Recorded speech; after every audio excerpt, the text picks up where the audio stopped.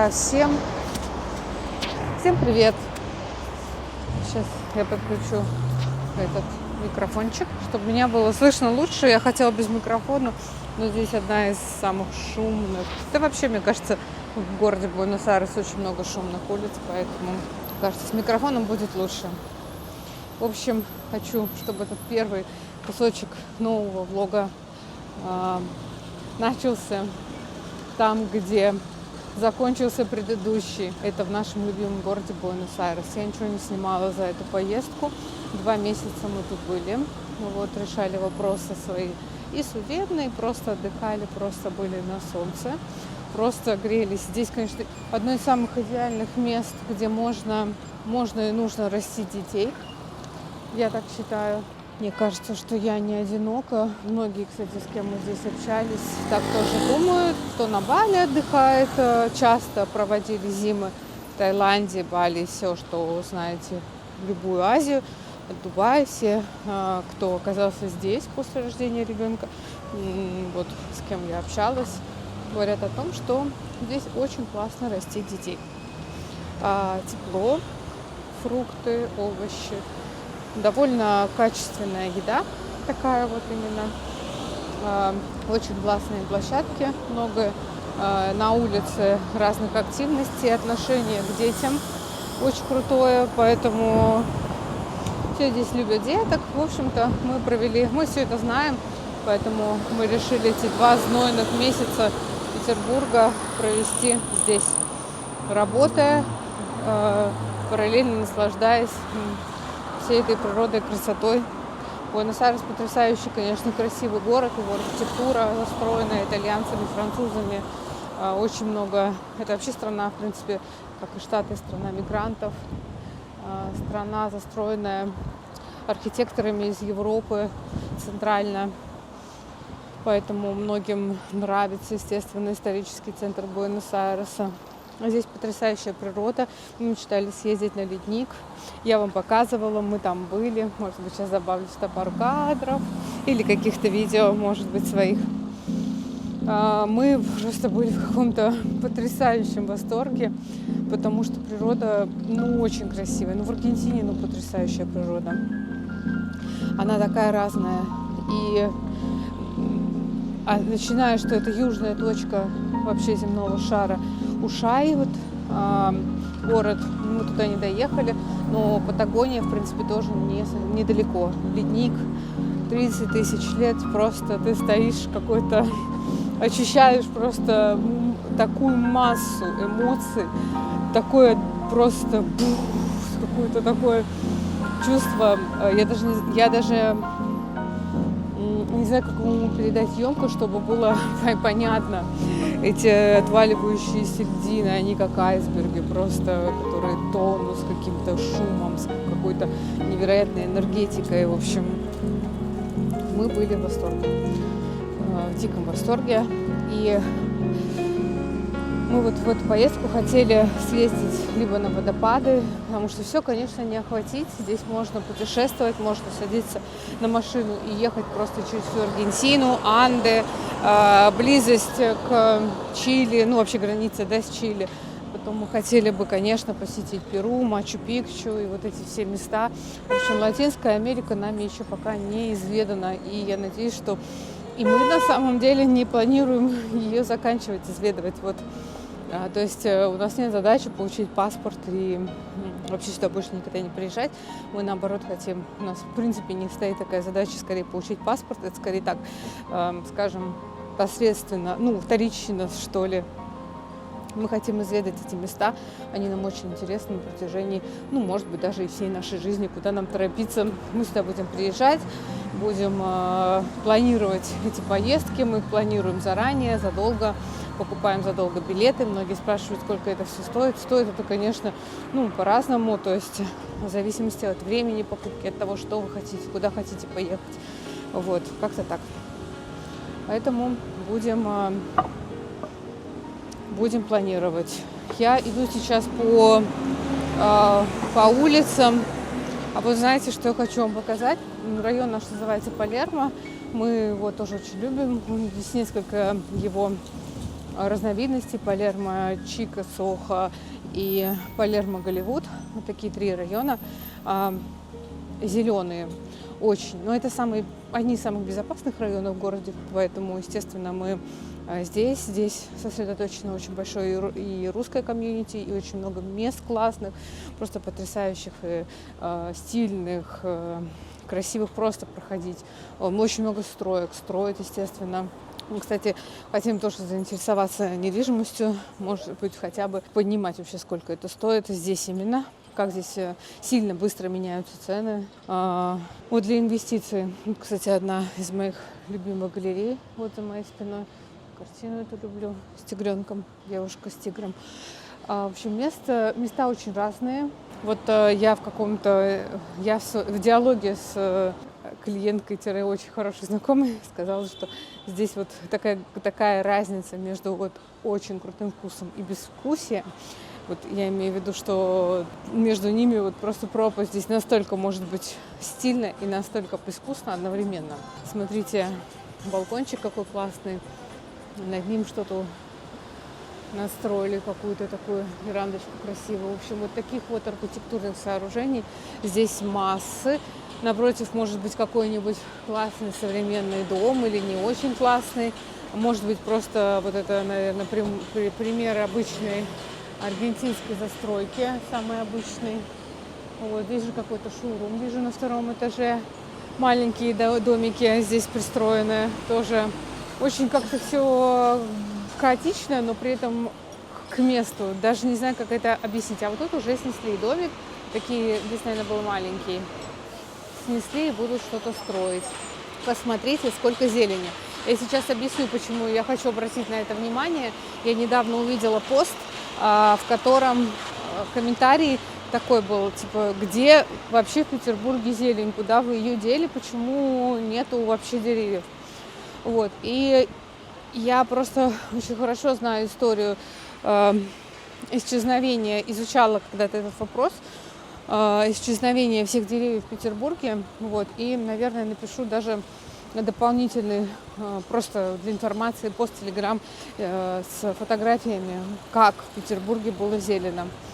Мне так больно, горько, и иногда я просто даже не знаю, как это объяснить. Настолько, вот посмотрите, как здесь зелено, и насколько приятно и качественно здесь жить, проходить, гулять в жаркие периоды времени, естественно. И насколько ты ходишь, конечно, в Петербурге по каналам и понимаешь, что когда-то здесь была зелень. Вот, кстати, прохожу одну из кофеин, мне там очень нравится. Там прям много современного классного искусства. Просто здесь остановилась, хотела показать, но не видно.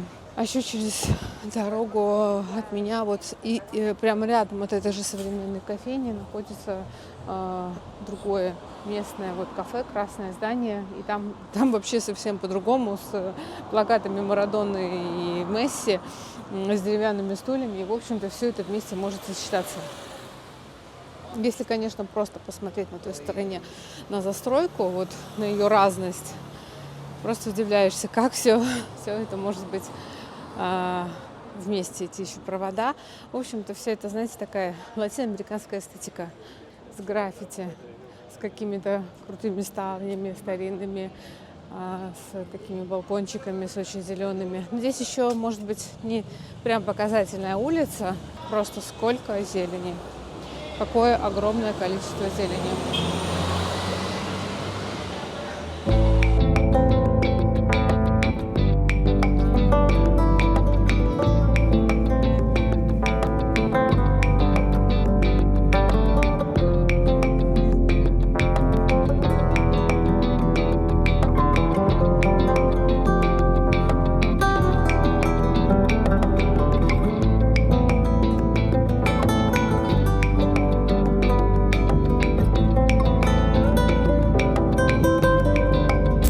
Друзья, если вас сдувает ветром, значит вы... Микрофон. Так, если вас, в общем, сдувает ветром, значит вы на намывных территориях. Я вынуждена была сегодня сюда приехать, вот, и решила еще и поснимать вам завершение проекта Glorx Василеостровская премиум класс, потому что это корпуса именно премиум. Не знаю, видно вам будет или нет через камеру. Там немножко другой фасад, другая текстура фасада. Здесь у нас комфорт плюс, так называемый. Ой, как дует!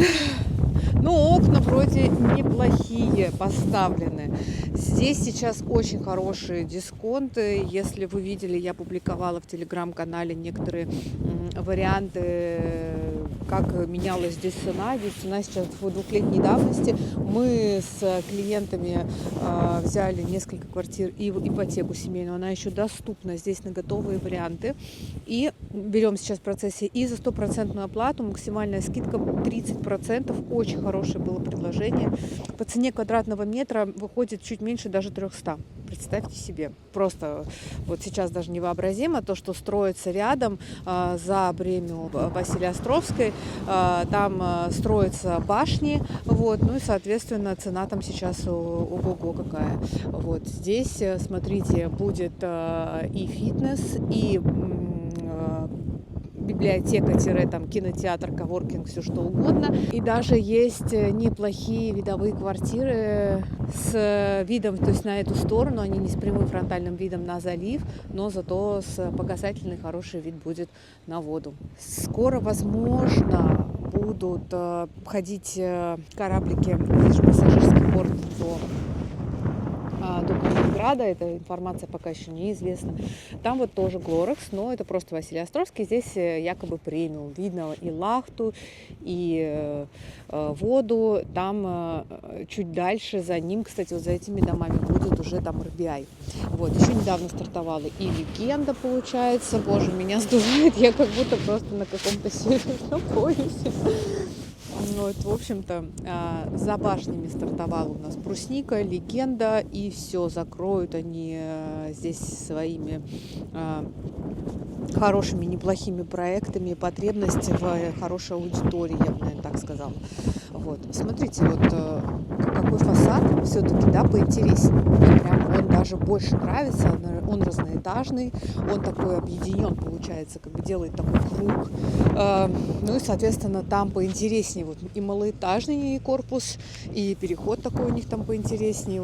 Конечно, архитектура здесь, и вот эти вот вкрапления такие золотые, это, наверное, какая-то металлическая, да, решетка, и вот металлическая решетка еще идет, здесь, скорее всего, будет кондиционер.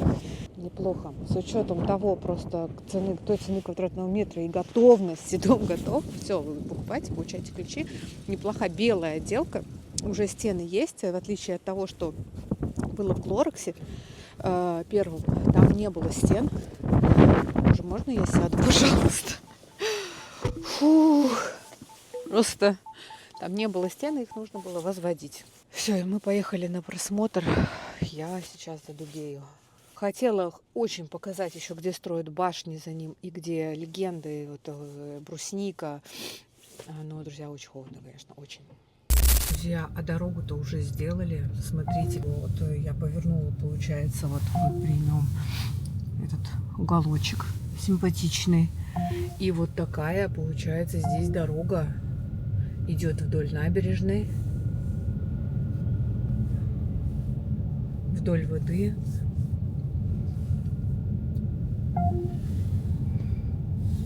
Удивительно, да, как все меняется. У меня есть еще. Через 200 метров поверните направо, во двор. Так. Как-то тут надо же объехать будет. Ну, здесь, получается, у нас идет строительство справа от меня брусники. Вот у нас здесь строят Северный ветер. Они уже возвели, я так понимаю, наверное, отдел продаж будет. Дальше, ближе к заливу, будут башни. Здесь вот дорога их разъединяет. Вот здесь почему-то я не вижу строительного забора. Ну, в общем-то, здесь Легенда. Вон экскаватор, наверное, это вот... Ну да, это их территория. Здесь тоже будут, получается, до залива их. Сейчас корпуса они вывели ближайшие ко мне, справа, ближайшие к проспекту. Ну и слева такая красота, наши любимые романтики, лидеры Вавилон залив, вот мы сейчас туда едем, морская набережная справа. Набережную тоже там не сделали, люди возмущаются, хотят там проложить дорогу вместо набережной. Такая история довольно сложная. И сделали очень хороший выезд на ЗСД. Здесь вот наконец-то, и вроде как даже в сроки, не ожидали, что эти сроки будут исполнены. Ну вот, пожалуйста, сейчас, если прямо, я буду парковаться где-то справа, выходите, но если прямо мы проезжаем, то мы выезжаем прямо.